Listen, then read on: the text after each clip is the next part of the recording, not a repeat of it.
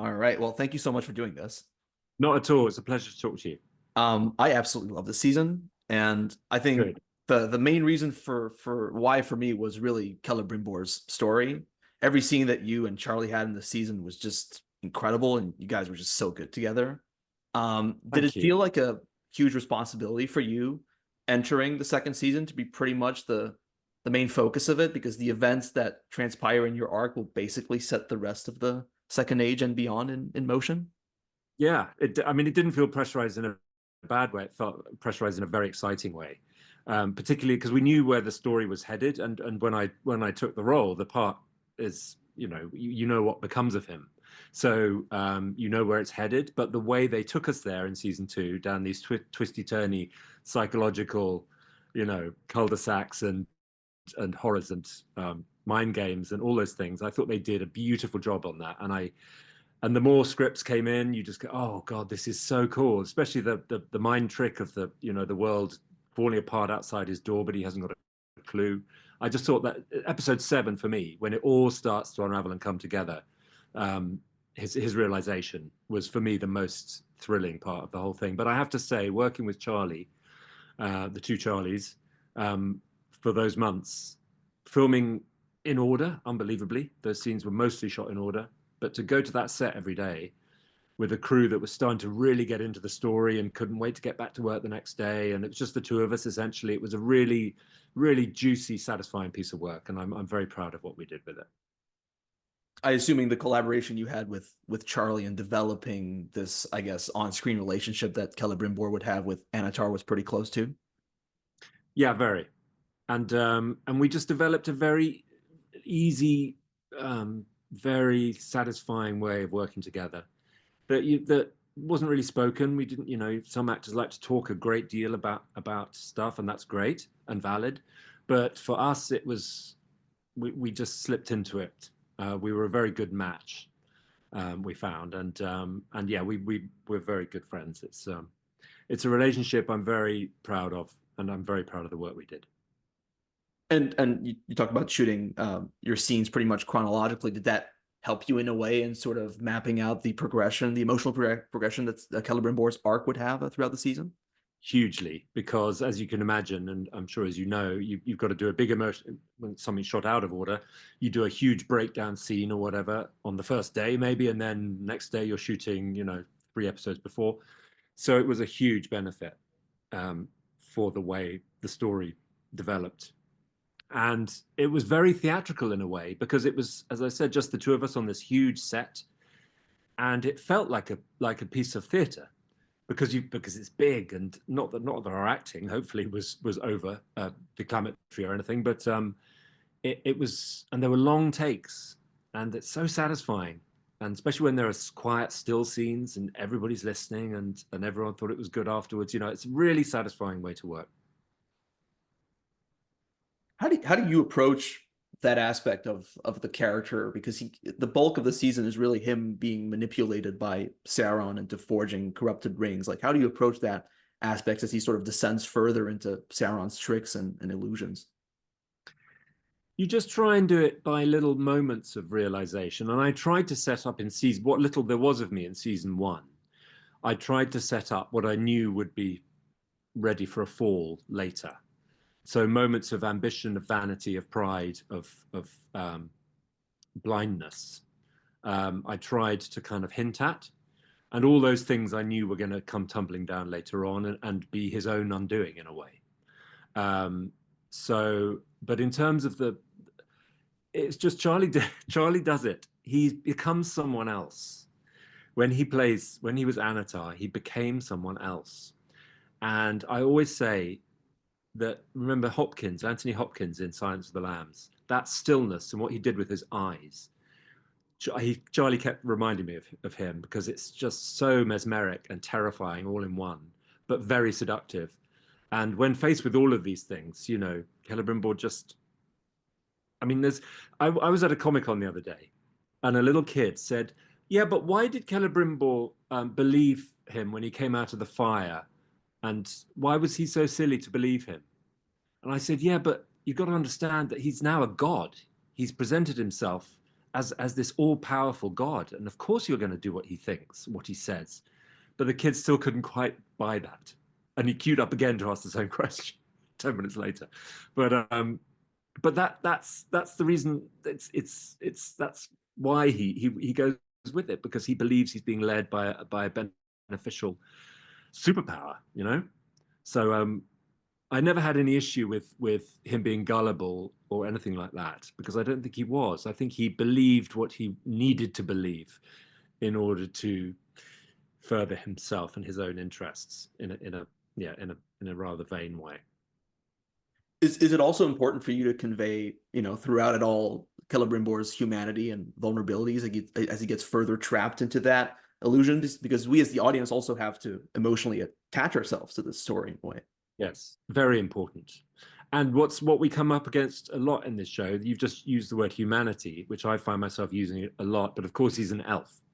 So, but it's still valid, because I know exactly what you mean when you ask that question. And when I answer it, I do refer to humanity a lot. You want to see, the characters I'm interested in playing are the ones where you see what's going on beneath in little glimpses, little glances here and there.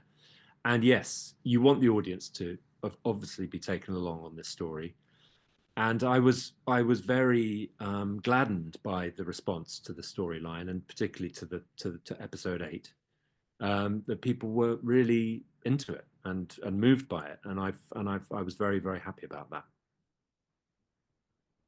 Was it also important to approach, I guess, an inner conflict that Celebrimbor has, I guess, in trusting Anatar and what they're doing is the right thing, but also thinking, especially I think in the 5th episode, that maybe he's not who he says he is when Durin comes visiting him, and Murdanya tries one of the rings and something goes wrong. Yeah, I mean, all those little conflicts I love to play, and I try and pepper it wherever I can throughout that performance, and it's just it's the seduction element that Tolkien writes about, that he sees the weaknesses, the pride of the elves, and manages to pull it off, and that has to be our touchstone. And I mean, the great thing about this story is that it was literally summed up by Tolkien in a matter of a paragraph or two, and that's what made it so exciting, I'm sure, for the writers to fill in what Tolkien, he'd done like a sketch, and they got to color it in, as did we as actors. And Celebrimbor's never been, other than the video game, which I don't know anything about, has never been seen on screen. So, and I know a lot of people had a vision of what Celebrimbor should be. I think they were, when I walked on, they went, "What?" Anyway, but the opportunity that we had to do this story, when you asked your first question about feeling pressurized, it was so exciting to be entrusted with this story, the one that gets the whole boulder rolling down the hill, and so yeah, I'm very, very happy to have been part of it. And in terms of approaching the moment where Celebrimbor breaks free of Sauron's illusions, finds out who Anatar really is, Yeah. how did you want to portray that moment where he finally realizes who Anatar is, what he has done, and also what's about to happen? I think I remember shooting that scene, and we shot it. It was a lovely long take, and long takes are great because you can really just get to work. And it was the moment of looking out on the balcony and seeing the destruction that was actually going on out there. And okay, I'm getting goosebumps thinking about it now. And then turning around, and then the whole thing was just destroyed. I mean, that was so well done. And then it all just flowed from there. And I was allowed to take my time step by step, and the looking and the seeing the blood instead of the mithril, and then looking back at him, and it happened as I intended. It happened very organically, and I was happy with the results. Was it done? Were there any practical elements on set that sort of helped you? Because I know it's quite visual effects heavy, this series, or Yeah, our set, I mean, was very effect free. The only moment where any CGI came into play was out on the balcony, because that balcony has just got a blue screen behind it. But other than that, you're in the room the whole time. Bits of the wall can come away to allow cameras in and out, but it's totally functional. I mean, all the things. The thing I love was the great bellows that just keeps pumping in the corner. This huge sort of mechanical beast of a place to act in. And I also love his table, his office where he can retreat to, and the detail is so extraordinary on a show like this, because you go, wouldn't it be great if I could have it? And then there it is on the table. Someone's already thought of it. Or someone will go, well, how about this? And it's hugely collaborative and very, very satisfying to be totally immersed in the world as we were in that set. And that was another thing about coming to work every day. You got to play in this extraordinary creation, and who better to play with for a couple of months than Charlie Vickers? And obviously, Celebrimbor meets a rather tragic end at the end of the last episode, being killed at the hands of Sauron. He does get a chance to say to him what he feels before his time has come. Can you talk about how did you want to approach, his final moments, not just as the culmination of his arc, but also as the catalyst for what will happen in the future of this series? I mean, obviously, it was stated in his final accusation that he foresees that there will be one ring. I loved that. I thought that was great to be entrusted with that moment in this show, because it's obviously a key moment. And apart from where I wasn't the hoisted, I was in a harness going out that pole, and so there were the mechanics of it to work out, but that was all that wasn't cumbersome or troublesome in any way at all. It was the truth of the moment that we were really looking for. And when I was up there was originally a longer speech, which I did, and then Patrick McKay came in and said, "Yeah, I think we should just level it down in terms of volume of what you actually have to say, and let's cut down to the bare bones." And it was so much better because of it. Because one, you're doing a death. Any actor dying, you're aware you're doing a death scene, especially if you're up a pole stuck on a spear.